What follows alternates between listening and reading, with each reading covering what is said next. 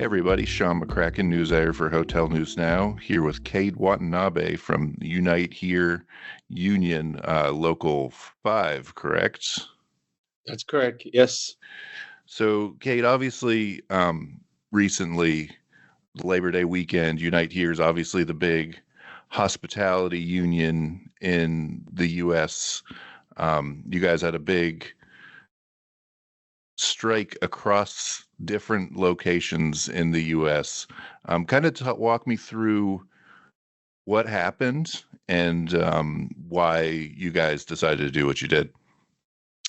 Yeah. Well, thanks for having us, Sean.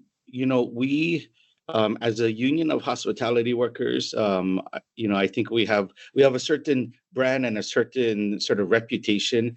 But I think part of that brand and reputation is because of the very nature that we're in the business of providing hospitality and service to our guests.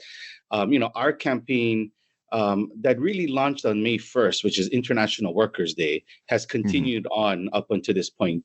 Obviously, we just came off short-term limited duration strikes in cities from Boston to San Francisco and Honolulu, where I'm based. Hotel workers in San Diego at one Hilton are still out on strike. But the basis of our campaign has really been about not just making sure we have the economic improvements and wages to be able to live in the cities that we welcome our guests to, but also to provide the service to. We're in the business of hospitality. We want to be able to do that. And part of being able to do that is we need the proper staffing. We need workload concerns being addressed. We want to make sure that not only are workers like ourselves respected by this large industry that made over $100 billion in 2022, but also that our guests get what they pay for as well. And so Hmm. that is something very different than in previous campaigns that I've been a part of. That this idea that we are on on the front lines, making sure that we do as hospitality workers whatever we can to save our industry and ensure that our guests get the services that they expect, deserve, and have paid for. Hmm. Now, And and oh, go ahead. Sorry. no, I was just going to say that, just as a Capricorn, like whether you are a hospitality worker in Boston or in Seattle or San Francisco or in Hawaii, those issues are the same. And I Hmm. think that's part of the reason why we saw, you know, upwards of 10,000 hotel workers in all of our cities, in 9 cities, uh, go on strike on Labor Day to make this collective message be heard all across our country. So it seemed like from the rallying cry during recent labor actions in the hotel industry, and there was a lot in Los Angeles and Las Vegas in recent years, was kind of this cost of living issue, saying that, people who live and work in these hotels can't afford to live in the surrounding areas. Is that still the through line of what's Absolutely. happening?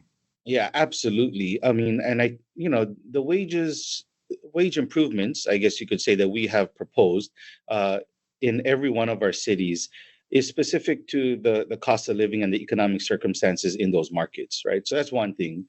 I can speak for Hawaii, where obviously the cost of living is among the highest in the nation. But to be able to afford and to be able to own a home in our community on the island of Oahu, you're talking about $400,000 to $500,000 for a condominium.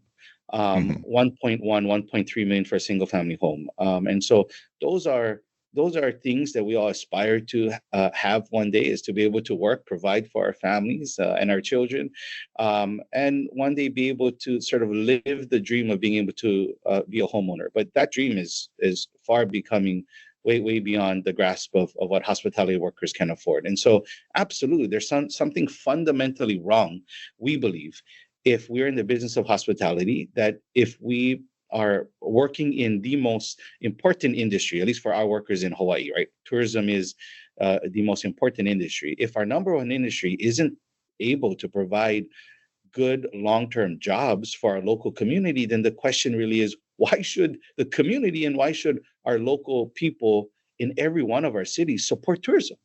We support tourism because it provides jobs for our communities. It provides the economic, engine for a lot of our markets all across the country.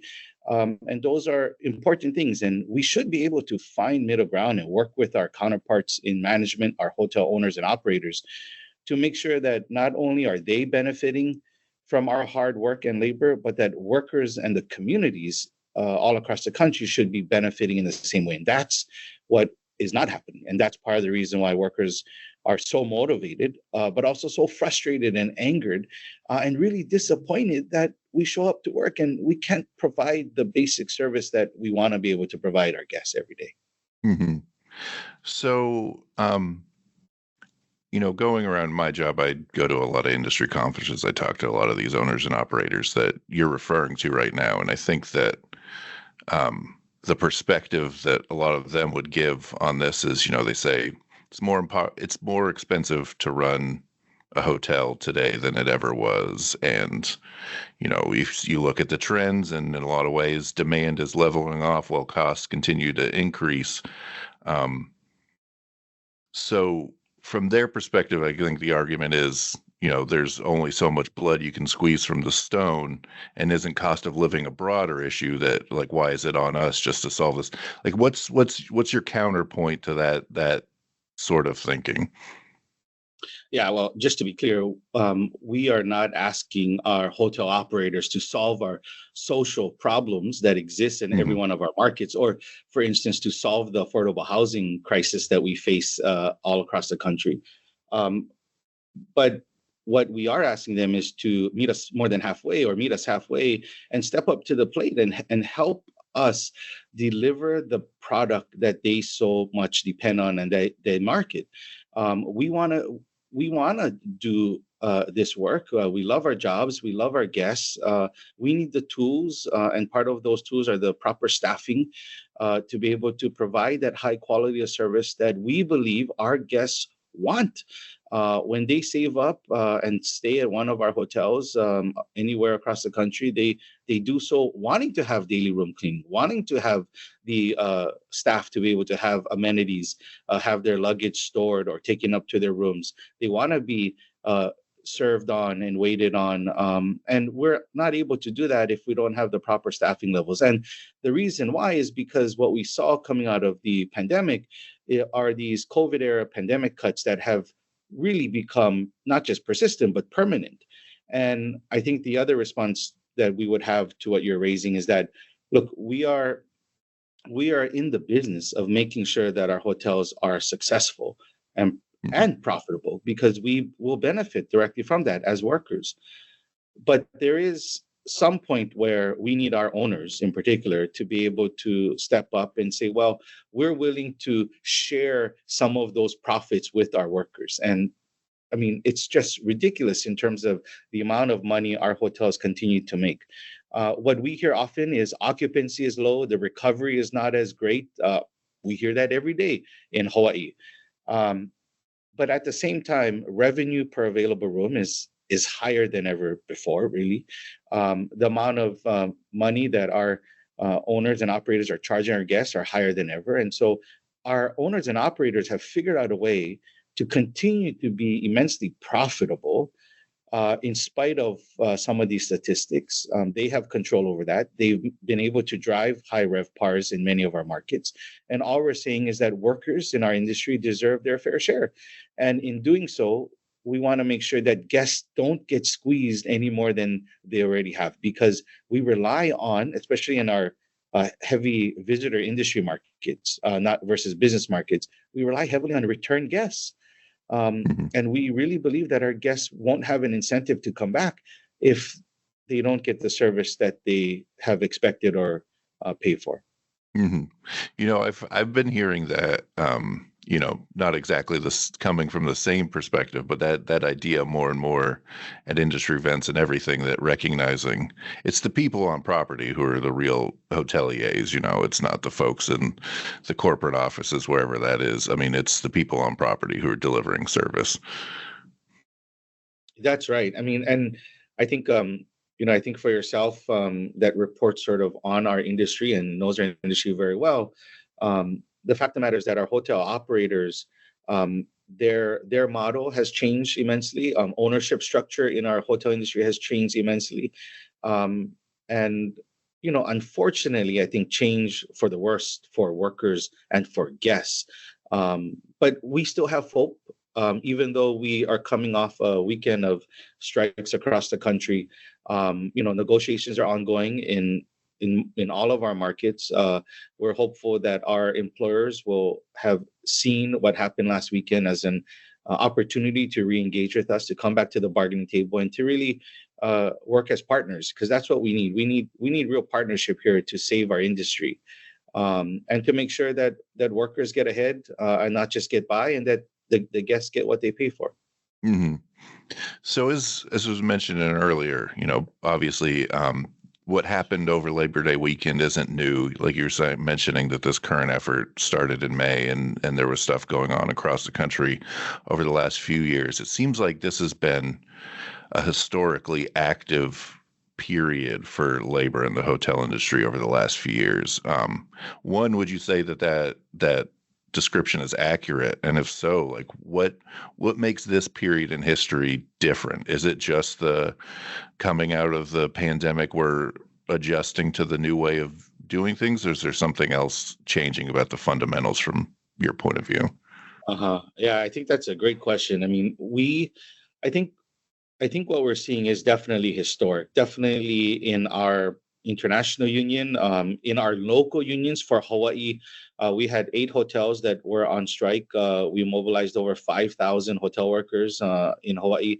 That's the largest mobilization of hotel workers in over 30 years for our local union. Um, and I think the other thing that we're seeing is that workers in our industry are desperately frustrated over the situation they find themselves in. Um, we have made careers out of providing high quality service to our guests, whether they're longtime returning guests or first time guests or business travelers. We take our jobs very seriously. We love doing what we do. And I think what we have seen this year, more so than any of our previous years or campaigns when we were negotiating contracts, is that workers are frustrated. They're tired of being taken for granted. They're tired of having to make excuses for the bosses because they don't have the tools. They're tired of taking all the complaints from the guests. We do it with a smile as much as we can, but it reaches a point where there needs to be some real systemic changes in terms of our approach, to providing that level of service. And so that frustration, I think, is very much tied to some real deep emotions over why we do what we do and the love that hotel workers have. Um, I'm reminded every day by our room attendants. I mean, you gotta love what you do to do what our room attendants do every day, turning Hmm. over beds, pulling sheets, cleaning showers and toilets. This is not just about a job. We've made these our livelihoods, our professions. We're passionate about what we do. But every room attendant, more often than not, also talks about the experience of engaging with guests, sharing in a conversation, sharing what there is to look forward to in our market, right? Oh, go check out this tourist spot or this attraction. I mean, there is real warmth that our hotel workers bring to their jobs, whether bartenders or uniform service attendants or what have you. And that's being lost. That's what we're worried about, is being lost in our industry. I think that's why we're seeing hotel workers from last year, as you mentioned, in Southern California, in Los Angeles, and casino workers in Las Vegas. The issues we're confronted with are uniform in no matter what market you work in. We need the tools to be able to do the jobs that we desperately want to be able to do. Hmm. And that's the question. That's yet to be seen, right? So, obviously, most of the folks, correct me if I'm wrong on this, most of the folks that went on strike on Labor Day weekend are now back to work, correct? That's That's correct. even without new deals in place. So what's the next step for you guys? Well, we'll see what comes. I mean, I think the most important thing was for us to provide for an opportunity for employers to come back and to address the core issues that are important to every one of our markets, right? Good wages, enough money to secure our the benefits that we deserve, but have the money so that we can live in the cities, welcome our guests to, and then also addressing systemic workload and staffing issues, right, that are directly correlated to guest service. Um, so yes, more strikes are possible at any time should these issues remain unresolved. But we are committed to bargaining. Negotiations are ongoing, and we sure hope that we'll be able to report on and talk about settlements instead of more potential labor disputes. Hmm. And I do want to mention, since we're talking so much about how kind of the human impact of jobs in this industry, really any strike in it for any union is not a painless thing to go through. So I imagine that to get to the point of feeling, the workers across the country that are involved in these strikes, like they have to have been pretty motivated to get to this point to say, like, I will strike. Absolutely. I mean, talk about the courage that every one of our 10,000 members have demonstrated over the Labor Day weekend and continue to demonstrate every day. We're back at work with a smile on our face. I think that demonstrates to uh, should demonstrate to our guests and our customers, but more importantly to our bosses that we're committed to doing the work that we want to be able to do. But we're also willing to do whatever it takes to be able to address these core issues, right, that are important to us. And whether it is a labor strike or a strike of 1 day or 3 days or 5 days, or hotel workers in San Diego are currently still on strike. A sacrifice is a sacrifice, and that sacrifice is an important one to acknowledge because the work that we do sometimes is not is overlooked, is not seen, is taken for granted. Um, and I think that the commitment that every one of our members has demonstrated is what I think is worth noting, right? That um, more than anything else, we want to get back to doing what we love, which is Hmm. providing that level of service to our guests. Yeah. Um,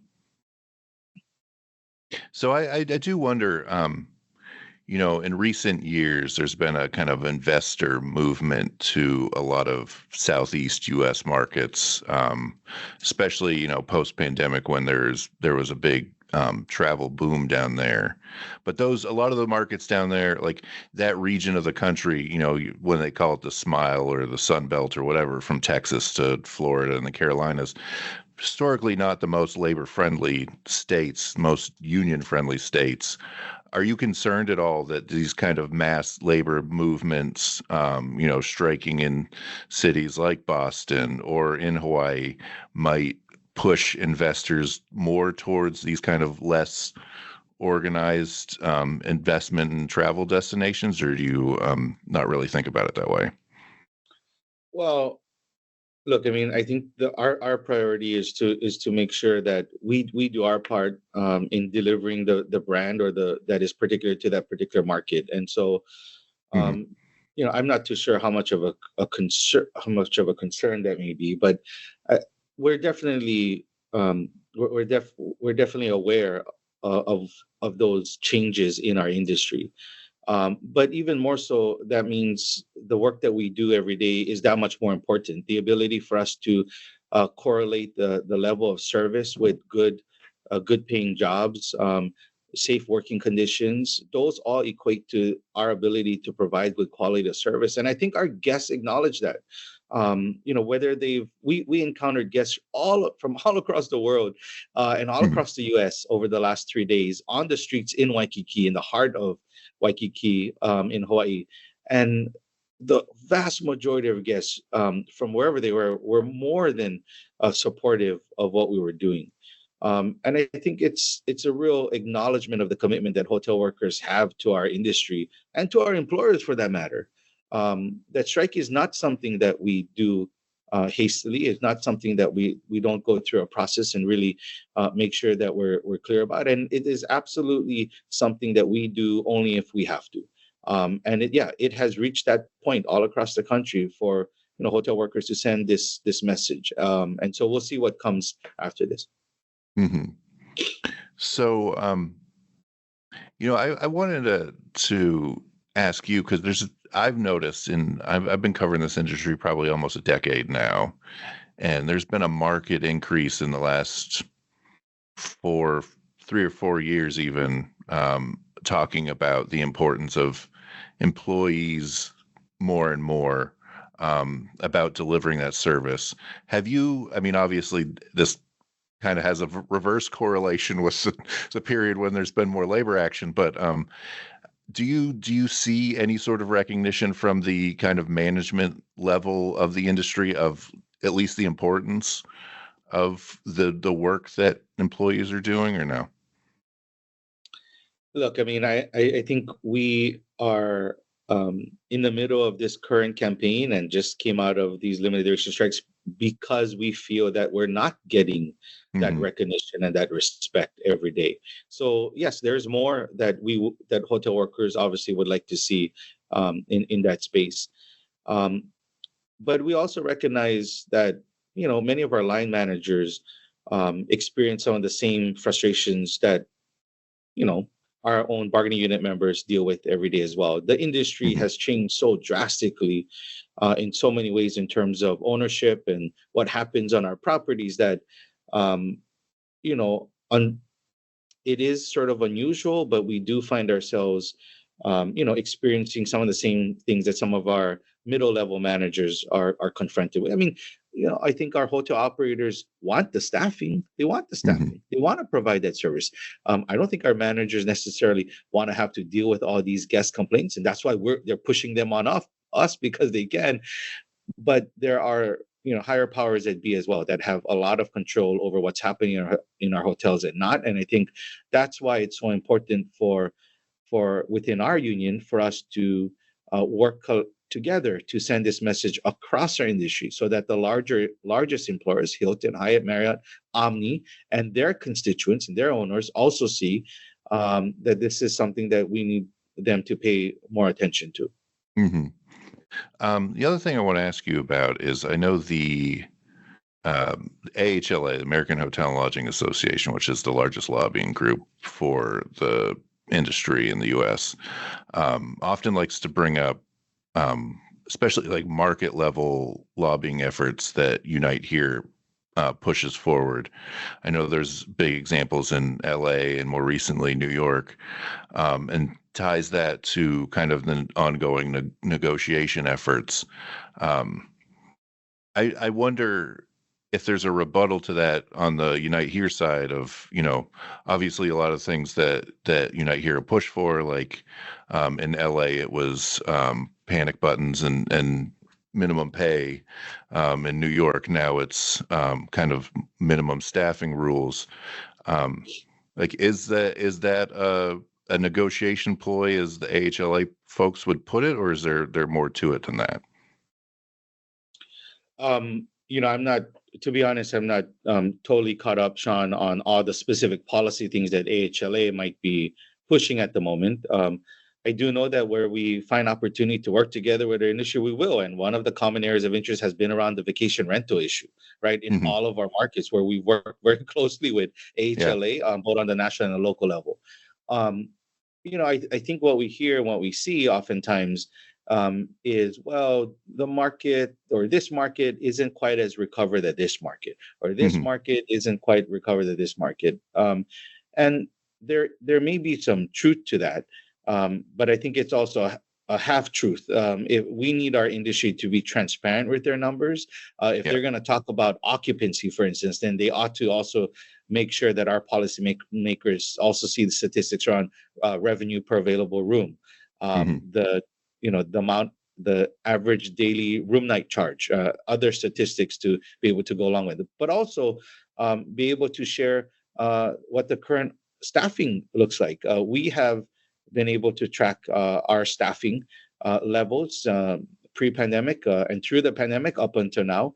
Um, and in many of our markets, while the total work hours may be coming back to pre-pandemic levels, what is not is the total full-time equivalents. And that has a huge impact on guest service. Hmm. Somebody could be working overtime, working multiple, shifts in a day. But if they're doing that and being overworked and experiencing that kind of increased workload, then that has a direct correlation to service and the quality of the service that guests are receiving.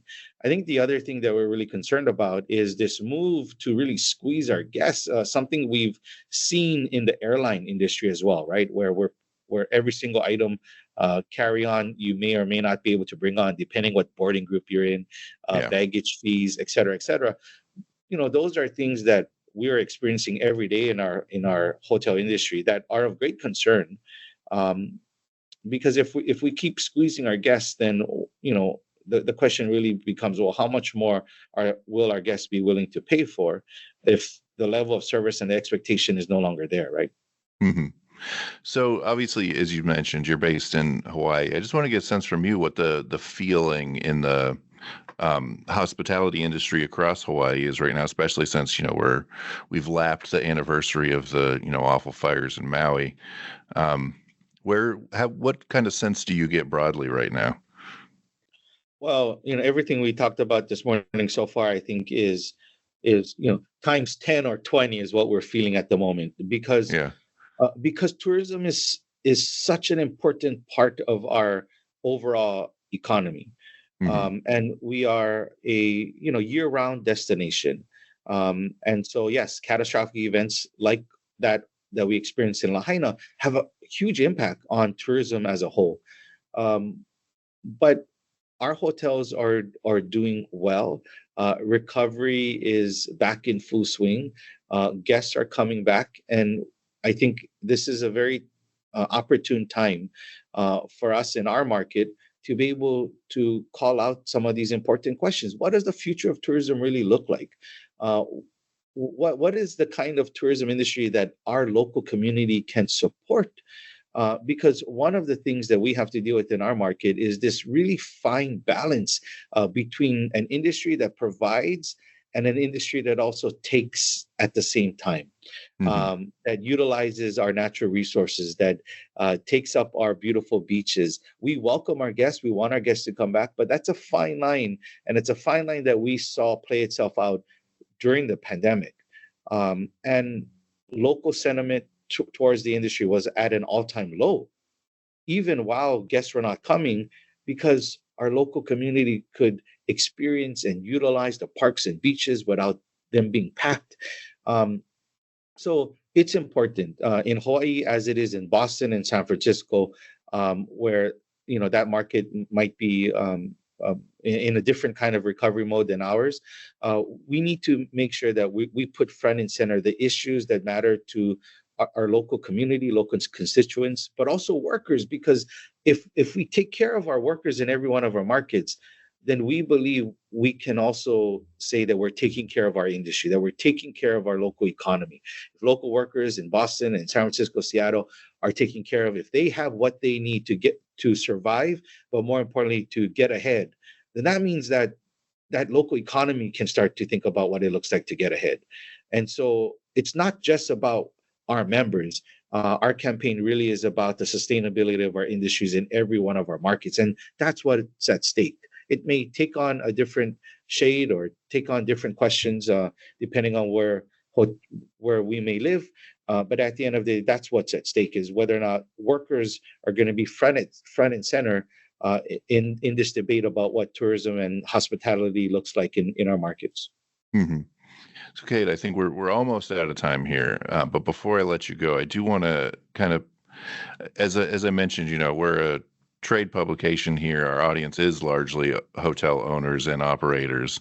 So, from your perspective, imagining that this is a bullhorn speaking directly to those people, I mean, what's the message you'd like to get across to that audience? But we are that we love our jobs, we love our guests, we really do. And I think our hotel operators know that, they can feel that. I think the commitment that we show every day, the commitment that we have coming to work every day, the fact that workers went back after this 3-day Labor Day weekend and strike, and went back to work and provided that same level of guests and service that our guests depend, should show you the level of commitment that we have. We are all for our hotels being successful. we're all for that. But at the same time, we have to make sure that workers are also brought along in that prosperity, and that's what's not happening. And not only that, Sean, as we talked about quite a bit, we have to be able to systemically address the specific workload and staffing issues in every one of our markets so that we can do the jobs that we want to be able to do, because our ability to provide that level of service that our guests expect and have paid for is directly correlated to to our ability to have the jobs and have the staffing, right? So, as we head into the next couple of weeks and months, we're optimistic that we'll be able to continue this conversation with our owners and operators. We're optimistic that we'll be able to get to a deal. We know that that road may be a tough one, but we need our owners and operators to step up, because if they want a future in continuing to profit off of our hard labor and hard work, and have a future in this industry, then workers and our guests have to be front and center in that future as well. All right. Well, I really appreciate you taking the time once again. Absolutely. No, thank you for reaching out, and we appreciate the conversation.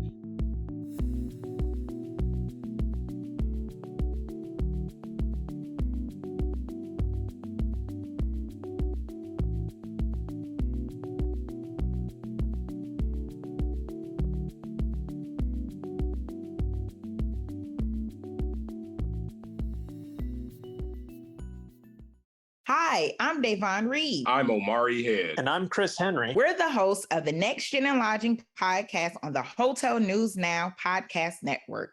It's a monthly show in which we interview a new generation of hoteliers to get their insights into a variety of disciplines and topics, from finance to food and beverage and hotel operations. Listen to us on Spotify, Google, Apple Podcasts, or wherever you get your podcasts. This episode of the Hotel News Now podcast was recorded on September 9th, 2024, and edited by me, Sean McCracken. Thanks for listening, and come back to hotelnewsnow.com for the latest industry news every day.